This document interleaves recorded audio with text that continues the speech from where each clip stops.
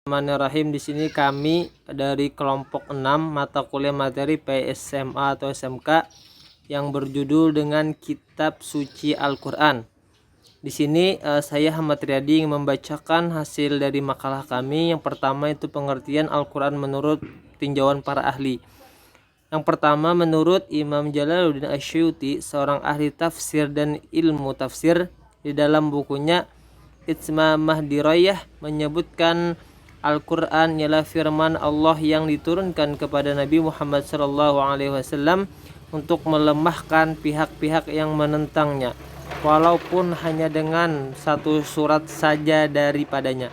Yang kedua, menurut Muhammad Ali As-Sabuni menyebutkan pula sebagai berikut: Al-Quran adalah kalamullah yang tiada tandingannya, diturunkan kepada Nabi Muhammad SAW. Mukjizat Al-Quran. Kemukjizatan dari segi kebahasaan.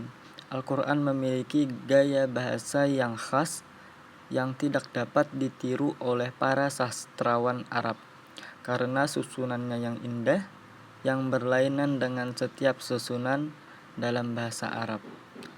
Jadi, salah satu mukjizat Al-Quran adalah gaya bahasanya yang sangat menarik, yang sangat indah. Bahkan di mana saat itu di Arab itu terkenal dengan lomba-lomba sastra bahasa.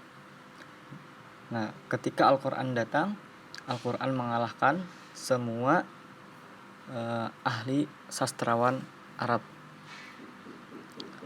Kemudian yang kedua, kemukjizatan dari segi peristiwa masa lalu dapat ditemukan pada kemampuan Al-Quran mengungkap peristiwa masa lalu, misalnya peristiwa tenggelamnya Fir'aun.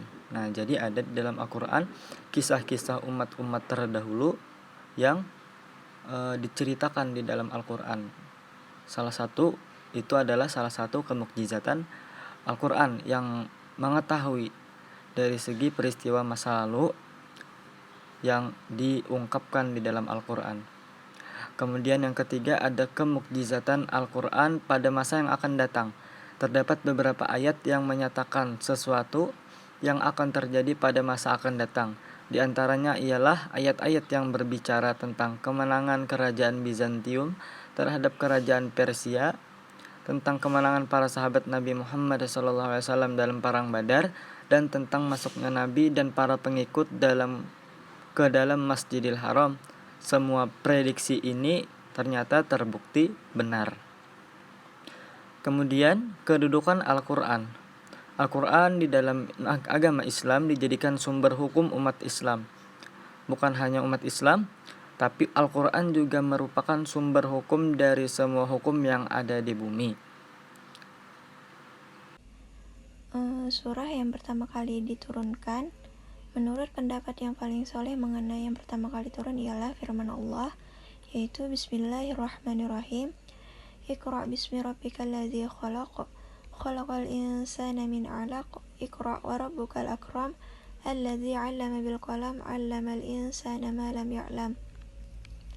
Bacalah dengan menyebut nama Tuhanmu yang telah menciptakan. Dia telah menciptakan manusia dari segumpal darah. Bacalah, dan Tuhanmu lebih pemurah, yang mengajar manusia dengan perantaraan kalam. Dia mengajarkan kepada manusia apa yang tidak diketahuinya. Surah Al-Alaq 1-5. Kemudian surah yang terakhir diturunkan. Nah, adapun surah yang terakhir diturunkan terjadinya khilafiyah atau perbedaan pendapat para ulama, sebagaimana terjadi khilafiyah pada surah yang pertama kali diturunkan. Di antaranya ialah dari Ibnu Abbas mengatakan bahwa surat yang turun terakhir adalah surat An-Nasr ayat 1. Nah, para ulama berbeda pendapat tentang tertib surah dalam Al-Quran, yaitu tauqifi dan ditangani langsung oleh Nabi sebagaimana diberitahukan oleh malaikat Jibril kepadanya atas perintah Allah. Nah, kemudian ijtihad para sahabat, sebab ternyata pada perbedaan tertib di dalam mushaf mereka.